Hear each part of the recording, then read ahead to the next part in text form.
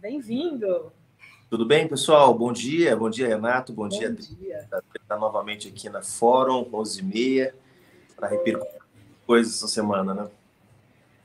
E aí, Juliano, o que você conta aí? Como é que estão as disputas internas do governo? Você participa dos debates com presidentes de partidos dessa frente ampla, bem ampla, né? Então você deve estar ali convivendo com demandas daqui, dali, de acolá, mesmo o pessoal não estando nessa disputa aí, né, por cargos, indicações, etc. Primeiro que eu acho que a gente começou muito bem, né? Esse primeiro mês de governo, mês e meio aí, que tem de governo Lula, o mais importante é que o presidente Lula está pela esquerda, né? Está disposto a fazer certos enfrentamentos que em outros momentos ele não teve disposto a fazer. Eu acho que esse último episódio aí envolvendo a taxa de juros, né, do Banco Central, definido pelo Banco Central, o manejo da política monetária por parte do Banco Central, todo o debate envolvendo autonomia e a que a política econômica tem que servir, a que projeto, a que propósito, foi muito importante, né? E mostrou de que lado o presidente Lula está nessa disputa, né? Alguém comentou essa semana que ele está, inclusive, mais disposto a comprar certas brigas do que muitos dos seus companheiros de partido, né? Então, acho que é uma boa notícia para a gente ter um começo de governo onde, além de defender a democracia, além de exigir que as instituições voltem a funcionar, botar o IBAMA para funcionar lá na terra indígena Yanomami para coibir o garimpo ilegal, o assassino, o poluidor, que está ocupando mais de 20 mil garimpeiros na terra indígena Yanomami, além de fazer a Polícia Federal trabalhar para encontrar as pessoas que estavam envolvidas nos atos terroristas de 8 de janeiro. Quer dizer, além daquilo que nos dá uma sensação de normalidade, de que as instituições, pelo menos do executivo, estão funcionando. Além disso, eu acho que as posições políticas do presidente Lula têm ajudado muito a um projeto que, como nós do pessoal defendemos, tem que ser um projeto de enfrentamento aos interesses do capital financeiro, das elites econômicas, que não querem nenhum tipo de mudança, né? Que se arrepia. Hoje o presidente Lula vai anunciar às 15h o aumento das bolsas de pesquisa para a graduação, pós-graduação, né, pode chegar até 40% de reajuste, as bolsas que não são reajustadas desde 9 ou 10 anos atrás. Eu estou vendo um momento em que a bolsa vai fechar em queda, porque o presidente Lula resolveu reajustar as bolsas de pesquisa, entende? Porque toda vez que o presidente Lula inclui no orçamento, nas prioridades de governo, qualquer investimento social, qualquer investimento que não tenha retorno imediato para o mercado, o dólar sobe, a bolsa cai. Então, quer dizer, a reação de permanente chantagem do mercado, do capital financeiro, para tentar constranger o presidente Lula, constranger o governo a não cumprir as suas promessas de campanha, até aqui tem falhado. Isso é muito importante, é muito importante. Se o presidente Lula começasse o seu governo, esses 45 dias aí, com pouca disposição para o enfrentamento, com uma postura moderada, uma postura tíbia, recuada, eu acho que a turma aí do mercado, que não quer ver nenhuma mudança acontecendo, já tinha colocado a faca no pescoço e já tinha determinado que tipo de governo nós teríamos. Felizmente, não é o que a gente tem visto. Então, essa disposição de enfrentamento facilita muito as coisas, por enquanto, está predominando uma posição aí mais combativa do presidente Lula e do governo em relação a esses interesses econômicos aí. Muito bem, Veri. A gente já está aqui com o Cláudio Pucci também, muito bem-vindo, Cláudio, que é secretário de Assuntos Internacionais do Ministério do Planejamento, acompanha o BID, CAD, Banco Africano de Desenvolvimento, Fomplata. Bem-vindo, Cláudio, tudo bem? Está no mudo. Está sem som, Cláudio. Bom dia. Agora sim. Prazer estar aqui com vocês. Obrigado pelo convite. Muito bem, quer passar a bola para o Cláudio, então. A gente tem acompanhado um debate pesado sobre a questão do Banco Central, quero também que o Juliano fale sobre isso, né? sobre o papel do Banco Central na economia brasileira e a altíssimo nível das taxas de juros, né, 13,75%. Mas aí muita gente fala, vocês batem muito, criticam muito, mas não tem proposta. Queria ouvir do Cláudio se a esquerda não tem proposta. Em primeiro lugar, o nosso campo político, né, desenvolvimentismo, os keynesianos, a esquerda nacional, sempre foi contra a ideia dessa independência do Banco Central, porque, na realidade, como dizia a Maria da Conceição, independente de quem? Você blinda o Banco Central da pressão e da articulação com o governo eleito e, ao mesmo tempo, permite com que aquela tecnocracia, normalmente muito associada aos interesses dos bancos, enfim, fique livre para operar a partir dos interesses, da lógica, da racionalidade, da cultura do mercado financeiro. O presidente Lula, na posse do mercado antes do BNDES, falou o seguinte: se o presidente eleito não puder comentar sobre política monetária, quem é que vai poder comentar sobre política monetária? Então, é um absurdo quando hoje um jornal aqui de Belém, estou falando aqui de Belém, pediu para escrever um artigo, daqueles painéis de debate sobre é correto o presidente da República criticar a política monetária. Olha que ponto nós chegamos, Rovai, Juliano. Então, essa é a primeira questão. A segunda questão é avaliarmos, do ponto de vista factual, sei que, obviamente, fatos, ainda mais nesses tempos de fake news, são coisas muito questionáveis, mas do ponto de vista, como eles gostam de avaliar, né? Vamos fazer um balanço da independência do Banco Central e do mandato do Roberto Campos Neto, que, aliás, sua independência está demonstrada em ter ido votar com a camisa da seleção e fazer parte do grupo de zap lá do tiozão Bolsonaro, né?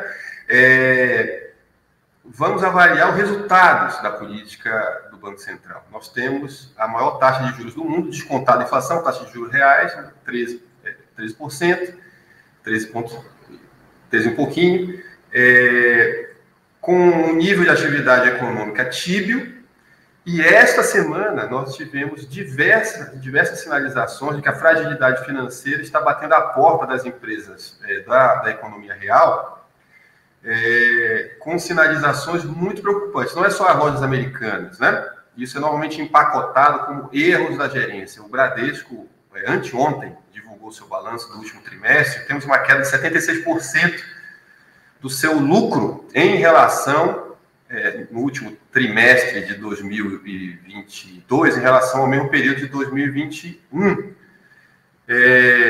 Segundo o relatório do próprio Bradesco, eles tiveram uma política de crédito muito fácil, né, no período da pandemia para cá, e isso foi impactado pela alta de juros. A gente acha que juros sempre ajudam os bancos, né, mas não quando você tem uma carteira de devedores que estão enfrentando taxas de juros flexíveis e que se veem com encargos financeiros cada vez maiores. Então, as empresas, frente ao baixo crescimento e frente a juros elevados, estão enfrentando diversas dificuldades. Anteontem e ontem, tivemos sinalizações por parte do presidente do Itaú que a taxa de default de empréstimos não pagos cresceu substancialmente. Tivemos um mini pânico no mercado que chegou na Secretaria de Política Econômica. Então, o resultado da política monetária de Temer / Bolsonaro, do Roberto Campos Neto, é uma catástrofe, tá? Então, do ponto de vista de resultados concretos, ele deveria ter sido demitido. Em segundo lugar, nós temos que fazer uma discussão que é já antiga sobre o tripé, né? Que é a taxa de câmbio flexível, né? A meta de superávit primário, e a política monetária através das metas de inflação. Nós temos tido um desrespeito, digamos, sistemático ao tripé, e ainda assim nós nos atemos a esse arcabouço caquético, né? E que se prova contrário aos interesses do país à medida que ele é contra o crescimento, né? Então, acho que um debate sobre revisão de metas, metas mais flexíveis. Acho que nós temos que rediscutir, sim, essa independência falsa do Banco Central. E a política monetária, assim como a política econômica, tem que ser um tema de todos os brasileiros e brasileiras, porque isso diz respeito ao emprego de cada um, à renda, né? Ainda porque nas metas do Banco Central nós temos simplesmente metas de inflação, né? As metas do Banco Central independente dos Estados Unidos, existem metas de emprego. Então, até a nossa independência e nosso sistema, o nosso compromisso no sistema de metas, ele é capenga, digamos. Ele só tem um compromisso com preços. E é importante dizer porque essa fixação dos rentistas com os preços, porque os rentistas são remunerados a partir de taxas de juros reais. Então, quanto menor a inflação, maior a remuneração dos seus títulos, né? O problema é que inflação com recessão nem sempre, ou quase nunca, atende os interesses da maioria da população à medida que isso gera desemprego. E aí, Juliano, vamos entrar nessa conversa aí. O que você acha que tem que ser feito? Porque estamos numa sinuca de bico, né? O Bob Fields Neto aí não vai renunciar ao Banco Central.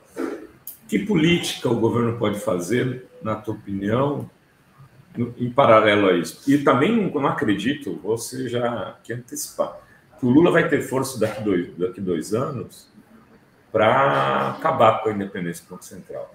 Eu não estou dizendo que não tenha que tentar, mas eu não acho que vai ter força. Também acho, não haja nesse curto e médio prazo maioria na Câmara dos Deputados e no Senado para rever essa autonomia. A gente segurou durante muitos anos essa proposta. Essa proposta vem já desde os anos 90, de autonomia do Banco Central. E a gente, enfim, a relação de forças na sociedade permitiu por muito tempo que a gente conseguisse barrar essa proposta, como tantos acabaram passando aí nos anos de Temer e de Bolsonaro. Acho que tem que fazer pressão social, não tem muito para onde correr. A saída continua na política, né? E a pesquisa que saiu ontem, que mostra que 76% das pessoas está em desacordo com as juros que são praticadas hoje pelo Banco Central, não é nada, mas é a que nós temos. Já que nós não temos um presidente da Câmara, do Senado, como nós não temos uma base de apoio na Câmara e do Senado majoritária para viabilizar uma reversão, eu acho que tem que fazer primeiro uma disputa na sociedade sobre o sentido da política monetária, quer dizer, se o país não cresce, a culpa é de quem?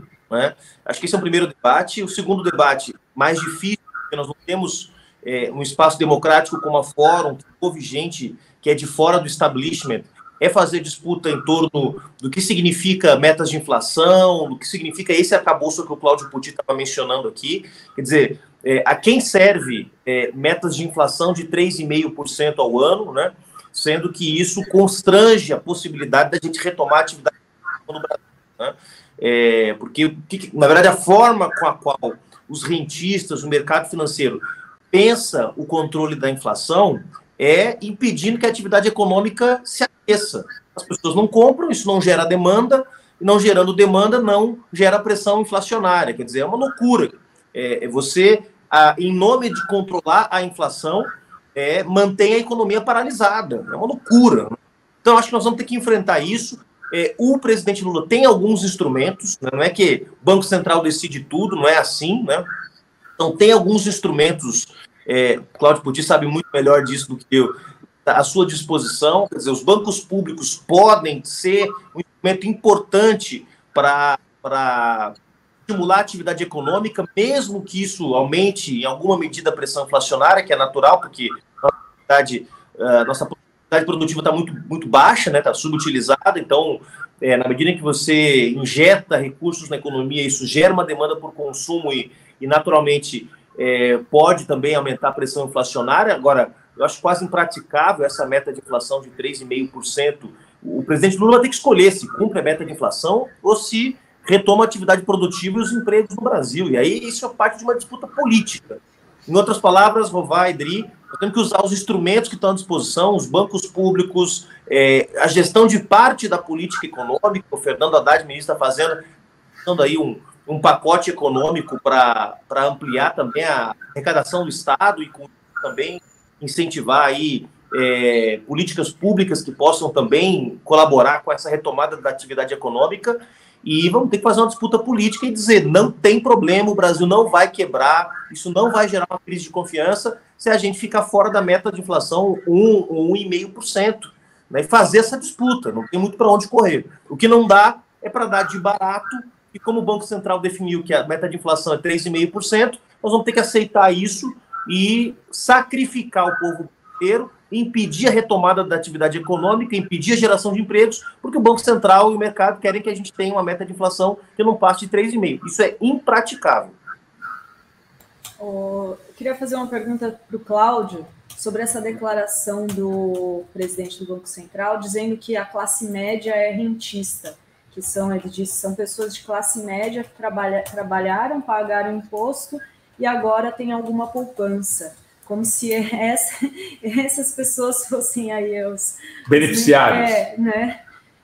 O que você achou disso? Tudo que o Roberto Campos Neto fala é meio escandaloso, né? Ele esteve aqui no Banco Central em Belém, eu tenho vários amigos que trabalham aqui na regional do Banco Central, durante a campanha. E a fala dele foi de campanha, foi dizer que ele era um liberal convicto, que tínhamos que evitar a vitória do Lula. Esse elemento, né, preside a autoridade monetária brasileira e não tem vergonha de... Bem, o conceito de classe média é muito surrado, né? Mas é uma minoria, obviamente, ainda que significativa, que consiga encher a Paulista, que trabalha que tem aplicações financeiras. Mas não me parece que seja do interesse, inclusive de quem tenha aplicações financeiras, nós promovermos uma quebradeira nas empresas reais, porque isso tem consequências importantes para as aplicações dessa minoria, né, que tenha dependência de suas aplicações na Bolsa ou em títulos do governo. Do ponto de vista da saúde da economia, manter por muito tempo uma política monetária desse tipo é contraproducente, inclusive para os pequenos poupadores. É importante dizer isso, tá? É importante dizer isso à medida em que se está... nós já vimos esse filme, crédito fácil em período eleitoral, seguido de alta de juros, isso gera tensão e quebradeira, como nós vimos na crise de 2008 nos Estados Unidos, tá? Então, estou falando que essa semana nós tivemos sinais de que a economia está chegando no seu limite, né? A economia real está chegando no seu limite, tá? Bem, não precisa comentar que boa parte da população brasileira vive de salário quando tem direito ao salário. Então, apelar para esse rentismo da classe média talvez seja mais uma vontade utópica, né, nefasta do presidente do Banco Central do que necessariamente a realidade. Mas o fato é que nós precisamos rever e precisamos encontrar mecanismos para mudar, né? O presidente Lula tem agora, na semana que vem, a oportunidade de indicar 2 diretores do Banco Central, o diretor de política monetária e o diretor de fiscalização. Se falou no André Lara Rezende, que seria uma alternativa fantástica, porque a sua biografia é muito curiosa, né, de financista, operador de política pública de recorte liberal e, mais recentemente, um crítico, né, de toda a teoria ortodoxa econômica, particularmente a partir da avaliação do combate à crise de 2008, né, onde o mundo despejou moeda, aumentou a base monetária para combater a crise, e nós não tivemos surtos inflacionários, desmoralizando a teoria de que aumento de moeda em circulação gera inflação, né, a velha teoria quantitativa da moeda. Enfim, então o André Lara Rezende ele tem uma história muito arejada, muito interessante, e seria uma aposta significativa. E ao movimento de servidores do Banco Central, no sentido de bancar na diretoria de fiscalização pela primeira vez um diretor negro, né? E obviamente muito competente, que faz parte dos quadros do Banco Central. O Lula tem essa oportunidade de começar a mudar a partir da semana que vem. Muito bem. Juliano, mudar um pouquinho de página aqui, falar um pouco de política, né? política e também economia. O que você achou da indicação da Dilma para presidente do Banco dos BRICS?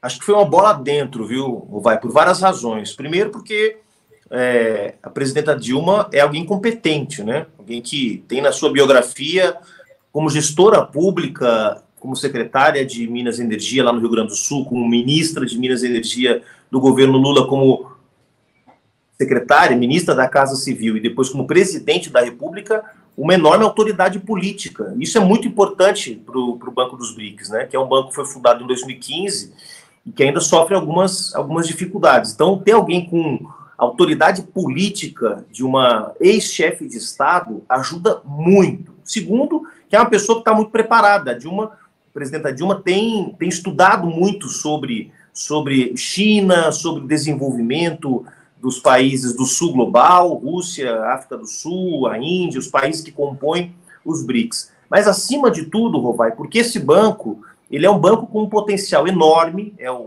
a gente chama de Banco dos BRICS, mas é o novo Banco de Desenvolvimento, é o nome do banco, né? New Development Bank, né? Que é um banco que tem como eixo da sua atuação financiar projetos de energia limpa, projetos de infraestrutura em transporte, projetos de água e saneamento, projetos de proteção ambiental e infraestrutura social e digital. São 6 eixos de atuação do Banco dos BRICS. Na maioria desses eixos, como nós podemos ver, nós estamos falando de pensar novos arranjos produtivos e novos modelos de desenvolvimento. E o presidente Lula já tem dito diversas vezes que o Brasil tem que se tornar uma potência ambiental para participar desse processo de transição, né, que vai acontecer. Eu não acredito que a humanidade vai ser extinta, porque vai ter algum tipo de transição para um outro modelo produtivo que não leve o mundo à catástrofe que ele pode ser levado caso nada seja feito em relação à crise climática, tá? As mudanças climáticas. Então, eu acho que alguma transição vai ser feita. Agora, a questão é se essa transição vai seguir servindo a uma minoria, aos países do capitalismo central, ou se essa transição vai incluir a maior parte do povo, e de preferência toda a população mundial, para um outro modelo. E o papel do Brasil é muito importante, porque como um país em desenvolvimento, e como um país que tem boa parte da sua energia como energia limpa, um país que tem 60% do seu território ocupado pela floresta tropical da Amazônia, ou seja, o Brasil tem um papel gigantesco para cumprir nessa transição. E o Banco dos BRICS pode ajudar muito nisso. São 32,8 bilhões de dólares em projetos financiados desde 2015. É um volume bastante expressivo. São quase 100 projetos. Só que desses 100 projetos, apenas 26 projetos são no Brasil. Então, ter uma presidenta do Banco dos BRICS brasileira, com autoridade política, com conhecimento da Dilma, pode ajudar muito a financiar projetos no Brasil, projetos que tenham como sentido posicionar o Brasil nessa transição de modelo econômico para um modelo sustentável, e pode, inclusive, ajudar na região, né? Porque o Banco dos BRICS não é obrigado a financiar apenas projetos nos 5 países membros. Agora está entrando também Bangladesh, Emirados Árabes Unidos como integrantes do banco, e tem ainda o Egito e o Uruguai como membros que estão aí analisando a possibilidade de entrar no banco. Então o banco vai expandir as suas atividades econômicas e pode ser um player muito importante, como inclusive uma alternativa ao Banco Mundial, para poder ajudar a financiar projetos, especialmente projetos de infraestrutura verde nos países em desenvolvimento, né? Entre eles o Brasil. E a Dilma é a pessoa certa para fazer isso. Cláudio, e em relação a essa questão do Banco Central ter comprar, né, tanto ouro, inclusive ouro que pode ter vindo do garimpo ilegal, porque eles têm essa licença aí para não declarar a origem. E, inclusive, sob a gestão do Campos Neto, o Banco Central do Brasil foi o que mais comprou ouro em 2021. Por que o Banco Central comprou esse ouro, e ainda mais com essa denúncia de ter sido de origem ilegal? E o Cláudio, que está em Belém, né? Está na prefeitura de Belém. O Azenha, nosso correspondente, nosso jornalista, repórter especial, está agora no Pará, está voltando, inclusive, para cobrir essa questão do garimpo legal. Tem lá operação do governo do Estado, a Operação Curupira, que foi para está tentando desmontar nas terras do Estado do Pará, que são 20% do território, né, das florestas, 75% da federação, esses esquemas ilegais de garimpo. Então, o Cláudio talvez possa até falar, tem lugar de fala, como diria o gaúcho Juliano Medeiros. Eu tenho poucos lugares de fala, né? Mas, enfim, como paraense, vou aproveitar esse aí, Bem, o Banco Central recompõe reservas de ouro, elas são fundamentais para a estabilidade monetária, né? Eu não sei os detalhes da compra do Banco Central, se o Banco Central compra diretamente de fornecedores, que tipo de fornecedores. O fato é que no Brasil nós temos um problema com a legalização do ouro.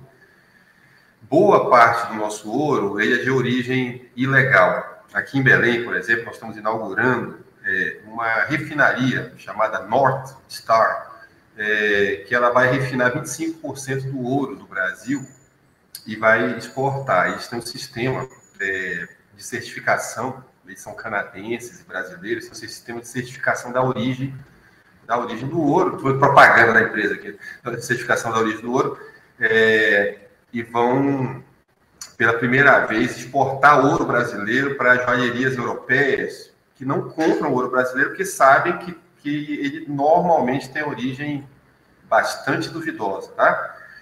Então, eu não me surpreenderia se, ao auditar as compras de ouro do Banco Central, nós tivéssemos algum tipo de problema dessa espécie, tá? Se me permite comentar sobre o Banco dos BRICS, eu posso voltar depois, eu vou parar por aqui. Pode comentar. Eu acompanhei, né, um pouco das negociações de criação do Banco dos BRICS em algumas reuniões do FMI, nas reuniões de outono do FMI, lá em Washington, participei das negociações do Estatuto do Banco, e toda a ideia do banco é que ele fosse um banco de desenvolvimento de tipo novo, diferente do Banco Mundial e diferente do BID, né? Por que diferente do Banco Mundial e do Banco do BID? Porque são dois bancos da hegemonia americana, estadunidense. No BID, os Estados Unidos têm poder de veto. Eles têm 20% das ações. Se eles não quiserem um presidente composto pela maioria dos votos dos outros membros, eles têm poder de veto solitário, tá? A sede do BID em Washington, e eles exercem, o BID é quase, apesar de ter sido proposto pelo Kubitschek, né? Os Estados Unidos eram contra, mas eles só toparam criar o BID após o presidente, o Ford, que era vice-presidente, fez uma viagem pela América Latina e foi vaiado do México até Montevidéu. Aí tem um editorial do Washington Post muito interessante, ali um pouquinho antes da criação do BID, que ele fala, está na hora de nós lançarmos uma operação, senão vai...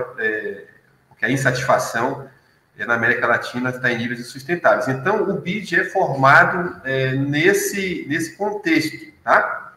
Qual o problema desses bancos? É que eles têm um sistema misto, né? Você tem países que emprestam e países que tomam, né? O Brasil é um país que doa e que toma emprestado. Só que os países que emprestam, eles exercem o poder geopolítico, os europeus, no seu conselho, no seu board lá, né? No conselho de governadores. Então, isso faz com que esses bancos sejam instrumentos da geopolítica. Tem um famoso caso lá do Wikileaks vazado, onde um embaixador americano da Bolívia fala de maneira muito carinhosa que os militantes lá de Santa Cruz de la Serra estavam querendo matar o Evo Morales. Aí ele pergunta lá para a sede, para os seus superiores lá em Washington, qual era a orientação para a embaixada americana, se era para matar o Evo, se era para apoiar a medida ou não, né? E um outro desses, na série de mesma comunicações da Bolívia, da embaixada americana, antes dela ser fechada pelo Evo Morales, né, no seu primeiro governo, é uma comunicação, é uma orientação para que a embaixada fosse dura com o Evo Morales e dissesse que se ele não seguisse as orientações, ele não teria direito a empréstimos, tanto do BID quanto do Banco Mundial. Então, esses bancos que têm muitos servidores valorosos, que cumprem uma função importante, são instrumentos de geopolítica. O Banco dos BRICS foi criado na contramão disso. O problema do NDB é que ele está... normalmente você bota uma tecnocracia para gerir esses bancos, eles começam a mimetizar as experiências dos outros bancos multilaterais. Então, os problemas da BNDES, tem vários problemas no Banco dos BRICS, tá? Altos salários, o diretor regional ganha $20 mil em São Paulo, que é acima, inclusive, da média dos salários dos diretores de outros bancos, né? Acho que seria, enfim, talvez a sede em Xangai não tivesse sido a melhor decisão para a gente. Nós temos dificuldade em manter uma relação, levar a gente para alguém tão longe. Que bom que a Dilma esteja se dispondo a morar em Xangai. Eu tenho certeza que ela vai fazer um ótimo trabalho. Porque o atual presidente mora no Rio de Janeiro, né? E eu estou aqui na Secretaria de Planejamento de Belém. Se eu passar 2 dias sem ver aqui, o baixo escalão que está me assistindo nesse momento, né, toma conta da secretaria, meus diretores. Aí você imagina em Xangai um diretor que passa boa parte do tempo no Rio de Janeiro. Então, os russos e chineses, particularmente, não dão a mínima bola para o Brasil, né? Nós somos o país com o menor número de operações. As operações no portfólio do Banco dos BRICS, que eles falam de sustentabilidade, é a duplicação da estrada de ferro de Carajás, né? Como exemplo de investimento verde aqui no Pará, de novo. Então, precisamos mudar o banco, né? Para voltar a ser um banco nosso, um banco de tipo distinto, que seja um instrumento de geopolítica, sim, mas com uma nova ordem mundial. E acho que esse é o caráter, né, da tentativa aí de, quando vai a Dilma, o banco ganha importância política, na minha percepção, né, Juliano? Claro. Falando em política, Juliano, como é que está esse debate aí da eleição municipal em São Paulo? Boulos é candidato do PSOL já, tem movimentos aí do PT, como é que estão as coisas? O PT vai com o Boulos ou não? Tem gente falando que sim, tem gente falando que não. Entre os que falam que sim, está nada mais, nada menos que o presidente do Brasil, né? O presidente Lula. Mas, não, veja só, Guilherme Boulos está começando o seu mandato como deputado federal, né? Tem muita água para passar debaixo da ponte ainda. É uma experiência nova para ele. Está começando com tudo, né? Com projetos super interessantes, a retomada do Minha Casa Minha Vida, o projeto das Cozinhas Solidárias, que é uma iniciativa super importante do MTST, que agora vai virar política pública, também projetos de lei para as pessoas em situação de rua. Então, o Guilherme Boulos vai fazer esse ano, é nosso líder, o líder da bancada do PSOL. Então, eu tenho certeza que ele vai fazer esse ano um grande mandato, e isso é muito importante para, inclusive, viabilizar a sua candidatura à prefeitura no ano que vem. Agora, ele é o nosso pré-candidato, não há dúvida nenhuma.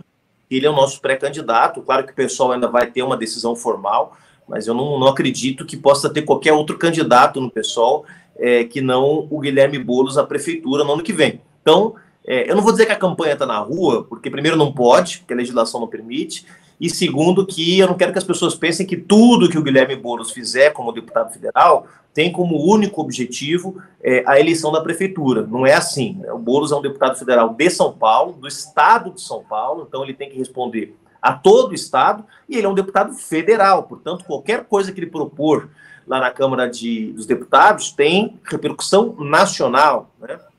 Agora, é claro que boa parte da sua atenção vai estar voltada para as pessoas da capital, da região metropolitana de São Paulo, que são a maior parte dos seus eleitores. Então, um ano de trabalho aí pela frente, pelo menos, né, de atenção total no trabalho da Câmara dos Deputados, ajudar o Lula a reconstruir o Brasil e depois começar a botar essa pré-campanha de pé, né? Eu quero ajudar nisso, quero estar envolvido. Meu mandato na presidência do PSOL vai só até o meio desse ano, mas na sequência quero me dedicar mais ainda à construção dessa candidatura. E em relação à política de alianças, bom, nós vamos discutir, o pessoal vai debater qual é a política de alianças, com quem que a gente vai se aliar, com quem que não vai. Mas eu defendo que a gente reproduza em São Paulo, na capital, a frente que nós construímos em nível nacional, que reuniu o PT, o PSOL, o PCdoB, a Rede, o PV, o PSB, que aqui hoje tem a candidatura da Tabata Amaral, que a gente reproduza essa aliança que no primeiro turno foi uma aliança de esquerda em torno do presidente Lula, e que a gente tente reproduzir essa aliança aqui em São Paulo também. Eu não tenho dúvida, Rovaidri, que a eleição mais importante, não é porque São Paulo é uma cidade, só porque é maior do que outras cidades, porque é a maior cidade do país, a maior cidade da América do Sul.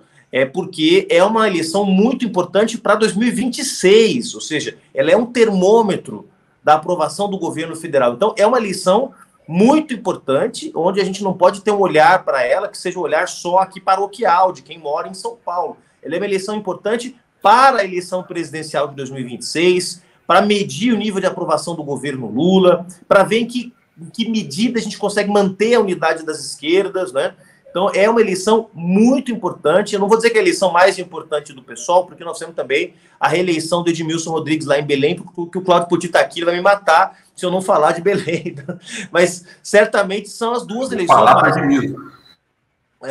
são as duas eleições mais importantes do PSOL. Reeleger o Edmilson. Belém vai ser sede da COP, da Conferência do Clima das Nações Unidas, em 2025. Então, é fundamental reeleger o Edmilson em 2024. Mas aqui em São Paulo nós vamos buscar essa unidade. Eu não tenho ainda, eu sei que tem gente no PT que está esticando a corda, mas eu não tenho ainda nenhum elemento concreto para considerar que o acordo que foi firmado não vai ser cumprido. Nós temos a palavra do presidente Lula, nós temos a palavra da presidenta do PT, a Gleisi Hoffmann, que acaba de ser reeleita para mais 2 anos, nós temos a palavra do Fernando Haddad, nós temos a palavra do presidente estadual, Luiz Marinho. Não vejo como seja possível que o acordo que nós fizemos, em que o PT apoia a candidatura do PSOL em 2024, não seja cumprido.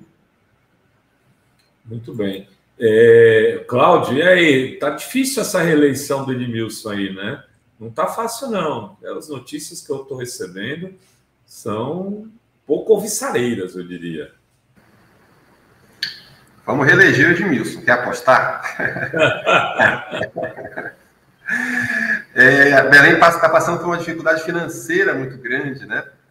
Porque, enfim, por diversos motivos, Belém é uma cidade asfixiada financeiramente, mas nós estamos tomando as medidas aqui para que tudo vá bem. É uma cidade muito polarizada. Nas últimas 6 eleições, o Edmilson ganhava por 51 a 49, eu perdia de 49 a 51, né? Então tem uma polarização. O Lula, mesmo com o apoio do governo do estado, que teve uma ótima reeleição, né? Ganhou em primeiro turno, com quase 70%, acho que mais de 70% dos votos.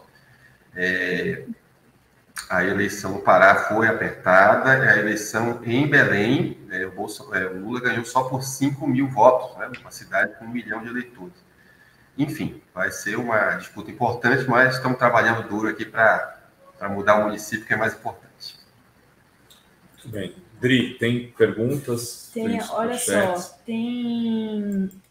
agora acabou de sair, né? Eu bati o martelo. O Lula confirma o aumento da faixa de isenção do imposto de renda para 2.640 e o salário mínimo para 1.320. Ou seja, 2 salários mínimos a faixa de isenção. Exatamente. E a isenção do imposto de renda vai subir gradativamente até os 5 mil, que era a promessa de campanha do Lula. Eu queria perguntar como... Até os 5 mil, não, até os 5 mínimos. Não é isso? Não, 5 mil reais. 5 mil reais? A isenção do imposto de renda, que era a promessa de campanha do Lula, isentar até 5 mil, vai começar agora com 2.640 e a faixa era de 1.900, né? Então agora vai subir para 2.640 a faixa de isenção. A gente tem ficado muito nesse debate dessa crise do Banco Central. Eu queria perguntar como que vocês analisam esses primeiros, nem 2 meses, né? 40 e poucos dias do governo Lula, em outras medidas da economia também, né? Não só esse embate que o Lula, pelo que vocês falaram, faz muito bem de ir para cima, né? Que tentar abaixar os juros e, enfim, mudar a meta da inflação. Eu, como disse, estou satisfeito. Estou achando que as primeiras medidas do governo são muito positivas, tá? Não só, como eu disse, medidas que são mais simbólicas, como a apuração dos crimes que foram cometidos no dia 8 de janeiro, lá na invasão do Palácio do Planalto, né? Mas também a forma enérgica como o presidente tem enfrentado o tema do garimpo ilegal e da crise humanitária lá em Roraima, com os Yanomami, e também avalio que no plano econômico também, claro que é muito pouco, né? 45 dias não é nada, mas começam a ter sinais muito interessantes, né?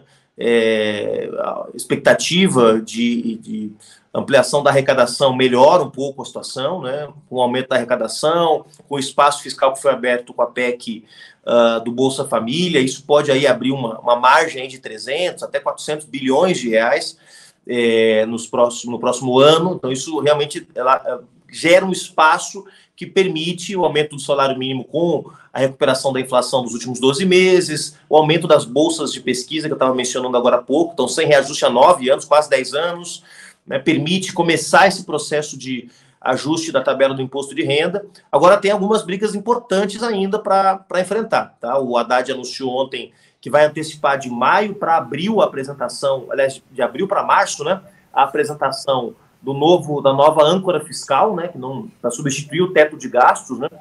Então, qual será essa nova âncora, a gente não sabe, mas é muito importante que, além dessa referência, digamos assim, de gestão econômica, que tenha parte daquelas promessas que foram feitas na campanha, como uma reforma tributária progressiva, que é muito importante, né, para financiar melhor o Estado brasileiro, cobrar mais dos super ricos e aliviar a cobrança de tributos sobre os mais pobres. Isso tem um impacto muito positivo na economia, né? E essa é uma medida complexa, né? Reforma tributária que seja só simplificação de tributos, a simplificação também ajuda, né? O Cláudio Pucci sabe muito melhor do que eu, quer dizer, ajuda na gestão, né, da arrecadação, a racionalidade do sistema melhora, né? Quando você tem menos tributos, mais simples, mais fáceis de controlar. Mas só isso não resolve. Tem que aumentar imposto de super ricos, tem que cobrar menos imposto de pobre. Mesma coisa em relação ao imposto de renda. Muito importante aumentar a faixa de isenção, mas tem que cobrar de quem está lá em cima.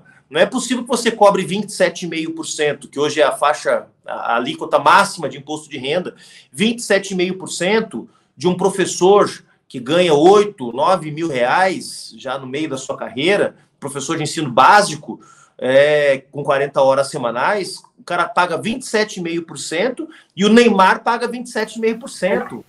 Safra paga 27,5%, Rovai paga 27,5%. O cara isso bem, entendeu? Não Neymar, Rovai, né? Eu li, né? Não é razoável. Então, além de aumentar a alíquota de isenção, que é muito importante, nós estamos indo a 2 salários mínimos, 5 mil, eu espero que com o aumento do salário mínimo, né, ao longo desses 4 anos, 5 mil, que é a promessa de campanha, bater aí uns 3 salários mínimos, né, daqui a pouco. Então, se aumentar o salário mínimo para algo aí em torno de 1.600, 1.700 até o final do governo, 5 mil reais de isenção, que é a promessa de campanha, vai dar 3 salários mínimos. Ajuda muito, né? Porque a gente sabe que metade do povo brasileiro vive com menos de 2 salários mínimos. Então, você vai colocar muita gente na faixa de isenção, mas tem que cobrar dos super ricos. Então, eu acho que essa mesma disposição que o presidente Lula tem mostrado para enfrentar o mercado financeiro, para brigar com o Banco Central em torno da alíquota das taxas de juros, também tem que comprar essa briga para fazer uma reforma tributária progressiva, para fazer uma reforma do imposto de renda, né, e botar os ricos finalmente para pagar imposto nesse país, né, Pucci? E vocês viram que ontem essa pesquisa que você citou da Quest, que os brasileiros querem, né, só a favor dessa questão dos juros, também diz que a economia é o principal problema, né, para as pessoas. O que é contraditório com a da Atlas, né? Até cheguei a tocar nesse assunto. Da Atlas mostra a corrupção e diz também que a Janja é mais popular que a Michelle. Olha só que o pessoal anda pesquisando. Não, por isso na pesquisa, né, já é assim. É que eles já estão enxergando 2026 das primeiras damas. Eu estou começando, porque é muito... Se o Bolsonaro se tornar inelegível, quem vem candidata é a Michelle. É muito provável. A despeito dos filhos não gostarem, ela tem mais popularidade que qualquer filho dele ali. E a Janja começa a aparecer aí como nome. Tem muita água para rolar, né, Juliana? Mas, Cláudio, qual que é a sua avaliação sobre essas medidas da isenção e do salário mínimo? E já a gente tem entrevista com o deputado federal José Guimarães, do PT do Ceará, também, para avisando a galera da comunidade aqui. Fica aqui, Cláudio. As medidas são muito positivas, à medida que elas garantem um mínimo de restabelecimento de progressividade, né? É importante dizer que nesse país, mesmo na época da ditadura militar, já tivemos faixas de imposto de renda que chegavam a 50%, 60% de imposto de renda. Obviamente, os auditores da Receita vão dizer que houve outras mudanças, outras regras, mas o fato é que já houve alíquotas de imposto de renda que chegava a 50% em 1980, 1981. Nos anos do neoliberalismo, nós tivemos uma verdadeira contra-revolução. Lá com o Fernando Henrique foi quando isentaram de impostos remessa de lucros, aquela coisa do você não pagar imposto sobre o lucro presumido, né? O juros sobre capital próprio, na realidade, os ganhos, enfim, a distribuição de lucros, dividendos não pagavam impostos, enfim, uma série de medidas que foram feitas nos anos 90 e que não faziam parte do arcabouço tributário, inclusive da ditadura militar, que foi concentradora de renda. Quer dizer, nos anos 90, com a tese que tinha que liberar capitais, né, com a ilusão de que atrairiam os capitais, e que durante certo momento foram importantes para a estabilização do real, você mudou todo o arcabouço tributário brasileiro e que agora espero que a gente volte a estabelecer um mínimo de progressividade nesse sistema baseado em consumo que é muito regressivo. E nesse ponto, o Lula tem sido impecável, né? As declarações dele têm sido de uma ousadia daquele que sabe do seu papel histórico, do seu tamanho histórico, do que passou, né? Quando a gente compara as falas do Lula de agora com as falas do Lula de 2003, 2004, mostram essa figura histórica com uma segurança que é proporcional à sua importância histórica. Quando ele fala, olhando para o Trabuco, na posse do BNDES, que a rebelião lá do dia 8 de janeiro foi uma rebelião dos ricos, né? Insatisfeitos com a eleição, ele vira para o Trabuco e diz, olha, se nós não mudarmos esse país, um dia os pobres vão se cansar de serem pobres. E a rebelião pode ser dos pobres, olhando para o Trabuco. E falando para ele o seguinte, olha, quando era 10% no meu governo, vocês viviam, falando com o Robson da CNI, o Robson e para a Fiesp, vocês viviam reclamando dos juros, agora está em 13, está todo mundo calado, o que está acontecendo com vocês? Então, temos um Lula muito ativo, né? E que ele sabe que se não sinalizarmos para a grande maioria que está passando por dificuldades econômicas nesse país, nós podemos ter um retrocesso sobre a volta de ameaças fascistas. Então, com essa preocupação, né, que o governo tem pressa, né? Então, novo marco fiscal, que, aliás, foi desmoralizado pelo próprio Bolsonaro, que o teto de gastos foi desmoralizado pela vida, né? Então, precisamos de outro marco fiscal, não que sejamos contra qualquer regra de gastos, é importante ter regra para estabelecer os gastos do governo, isso diz respeito à transparência e controle sobre o Estado. Afinal de contas, nós vimos o que o Bolsonaro fez nas vésperas da eleição. O problema é que o teto de gastos era impraticável e eles mesmos demonstraram o quão impraticável o teto era. Já estamos aqui com o Guimarães, né? Um minutinho para uma mensagem final do Juliano. Tá bom. Então, agradecer, pessoal, mais uma vez aí, deixar um abraço para o Guimarães. Guimarães, me atende aí, rapaz. Você não precisa conversar. Aí, ô Guimarães, atende o Juliano. Está no backstage e não tem nem direito à defesa. Não tem direito à defesa. Vou te ligar mais tarde, Guimarães. Você me atende. Valeu, Puti. Valeu. O Guimarães não viu a câmera ainda, tá com a câmera fechada, que senão eu já colocava ele aqui. Ele vai entrar às 12h30, ele pediu aqui para... Bom, vai, Dri, obrigado pela oportunidade, pelo convite, estou à disposição. Um grande abraço. Obrigada, Valeu, Cláudio. Cláudio. Tchau.